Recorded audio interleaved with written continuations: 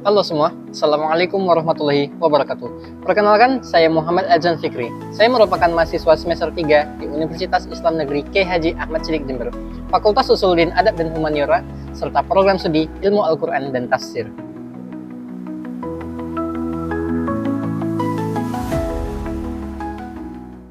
Baik, hadirin wal hadirat yang dirahmati oleh Allah Subhanahu wa taala. Pada hari ini saya akan menjelaskan penafsiran Al-Qur'an surah Al-Hujurat ayat 13 berdasarkan penafsiran Mufassir Nusantara, yaitu Profesor Muhammad Quraish Shihab dalam kitab tafsirnya, yaitu kitab tafsir Al-Misbah. Yang kemudian saya akan berusaha mengkolerasikannya dengan tradisi gotong royong yang ada di masyarakat Deli Serdang. Dalam firman Allah Subhanahu wa taala yang terdapat dalam Quran surah Al-Hujurat ayat 13, yang dimana Allah berfirman, يا أيها الناس إنا خلقناكم من ذكر وأنثى وجعلناكم شعوبا وقبائل لتعارفوا إن أكرمكم عند الله أتقاكم إن الله عليم خبير.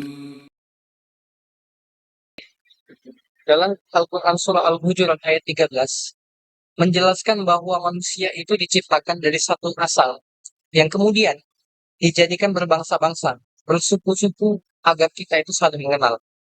Dalam ayat ini juga menegaskan bahwa kemuliaan manusia di sisi Allah itu tidak ditentukan oleh perbedaan sosial maupun perbedaan kultural, melainkan oleh ketakwaan diri kita sendiri. Kalau dalam kitab tafsir Al-Misbah, Profesor Muhammad Quraish Shihab ini menekankan ada hal yang menarik. Dalam ayat ini, Allah Subhanahu wa taala memanggil kita itu adalah wahai manusia, bukan hanya wahai orang beriman. Artinya apa? Pesan persaudaraan ini berlaku secara universal buat siapa saja. Mau itu Islam, Kristen, Buddha, Hindu, Konghucu, semuanya sama. Asal usulnya dari satu bapak, yaitu Nabi Adam, dan satu ibu, yaitu Hawa.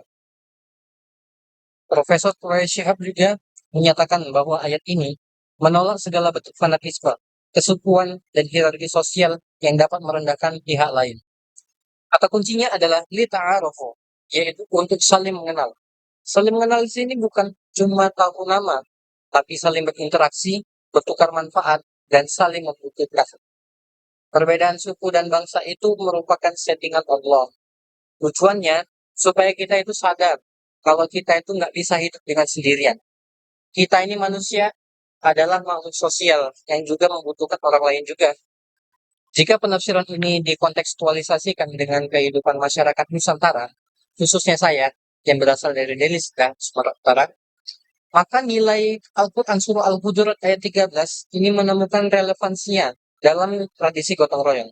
Masyarakat Deli Serdang yang terdiri dari beragam latar belakang etnis dan sosial, ini tetap menjaga tradisi, saling membantu, baik dalam kegiatan masyarakat maupun pembangunan lingkungan. Di saat ada warga yang kesulitan, situ kami yang akan terjun.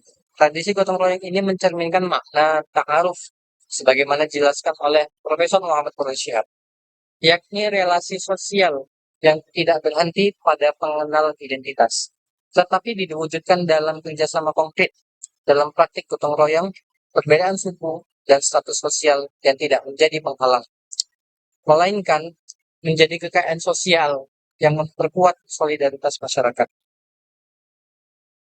Jika di tempat asal saya, yaitu Kabupaten Deli Serdang, yang dikenal sebagai tanah Melayu negeri beradat bangsa senusun, nilai lita'arufu tadi itu diwujudkan secara nyata dalam sebuah tradisi gotong royong, atau sering kita sebut juga tradisi rewang pada saat hajatan atau kerja bakti kampung. Misalnya, kalau ada tetangga yang mau nikahan ataupun kenduri, tanpa disuruh pun tetangga kiri kanan tuh datang bawa pisau, bantu kupas bawang, pasang terata, sampai cuci piring. Di situ kita nggak ada tanya, kau suku apa? Agamamu apa? Semuanya itu lebur jadi satu.